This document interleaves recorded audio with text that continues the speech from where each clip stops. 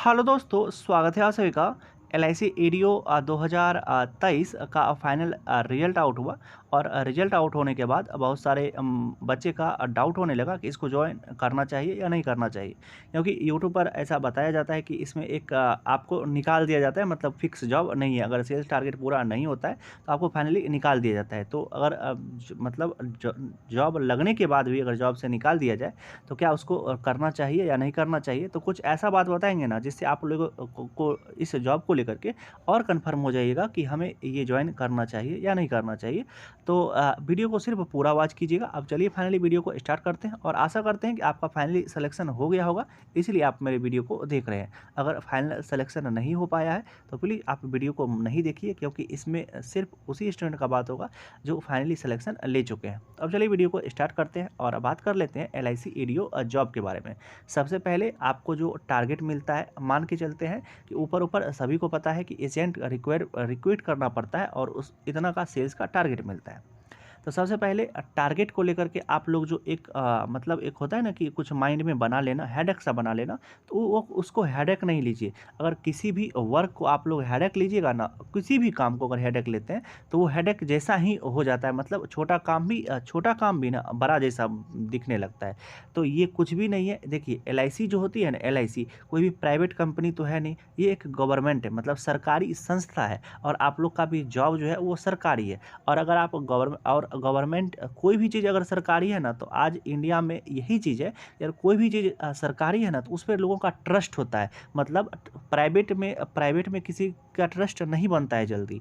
हम ये कह रहे हैं कि सेलिंग का टारगेट कैसे पूरा होता है, मतलब आप टारगेट किसका पूरा कर रहे हैं। कोई प्राइवेट कंपनी तो है नहीं, ये एक सरकारी संस्था है। तो अगर गवर्नमेंट की कंपनी है तो इसमें सेल्स का टारगेट उतना आपको टारगेट मतलब उतना टेंशन नहीं होता है। अगर आप पॉलिसी सेल करिएगा और कोई भी एजेंट का रिक्रूट करते हैं, तो कोई भी ऐसे संस्था के साथ जुड़ना चाहता है जो गवर्नमेंट का हो, तो एजेंट रिक्रूट करने में भी ज़्यादा टेंशन नहीं होता है। मिनिमम कहिए कि 6 to 7 मंथ में ही जो मन से काम करता है उसका ये टारगेट पूरा हो जाता है। अब जो बात आता है मेन, जो सिर्फ एजेंट ही रिक्रूट नहीं करना पड़ता है, उसमें एक जो सेल्स का टारगेट होता है ना, जो 25 लाख का वो पॉलिसी वाला, तो उसको भी पूरा करना पड़ता है। तो देखिए दोस्तों, इसमें हम कहते हैं कि थोड़ा सा आपको टाइम लगता है। जब आप किसी से बात करते हैं या किसी से कुछ बात करते हैं पॉलिसी सेल करने के लिए, उसको पॉलिसी के बारे में बताते हैं कि इस पॉलिसी में आपको ये सब चीज़ मिलने वाला है। तो जब आपका पॉलिसी का एक होता है ना क्लेम सेटलमेंट प्रोसेस,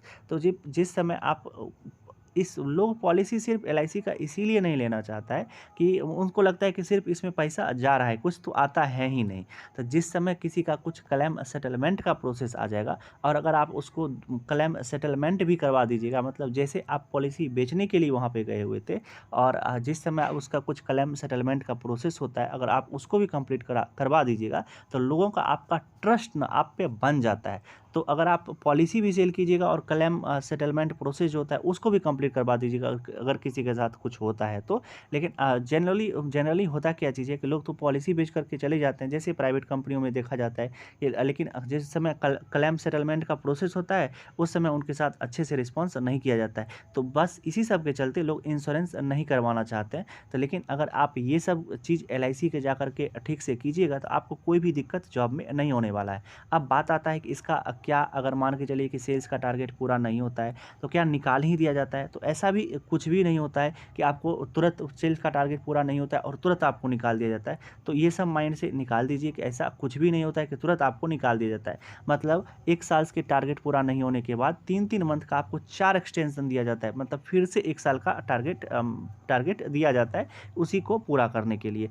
तो इसमें भी कुछ दिक्कत नहीं होने वाला है। और जब आपका एक बार सेल्स का टारगेट पूरा हो जाता है तो अगला टारगेट और भी इजी लगने लगता है, क्योंकि आपके अंदर उतना अब वर्क, मतलब पहले आप अकेले थे और आप क्या किए कि आप उतना एजेंट को रिक्रूट कर दिए, तो इसीलिए आपका अगला टारगेट जो होगा ना वो आप सब मिल करके पूरा कीजिएगा तो वो और ज़्यादा आसान होने लगता है। और इस जॉब का सबसे इम्पोर्टेंट बात बताते हैं कि इसमें आपको प्रमोशन तो मिलता है, लेकिन लोग प्रमोशन लेते ही नहीं है, क्योंकि 2 साल के बाद 3 साल के बाद आपके अंदर में इतना एजेंट रिक्रूट हो जाता है, क्योंकि आपको उस जॉब में मन मन लगने लगता है, आपका सब काम आसानी से चलने लगता है और इंसेंटिव भर के आता है, मतलब सैलरी से ज़्यादा तो इंसेंटिव आने लगता है। तो इसीलिए लोग इसको मतलब आगे प्रमोशन नहीं लेना चाहते हैं, काहे कि प्रमोशन ले लेंगे तो फिर उतना इंसेंटिव नहीं आएगा। तो एज ए LIC एडीओ अगर आप लोग ज्वाइन करते हैं तो भर के इंसेंटिव आता है, सैलरी अच्छा खासा है।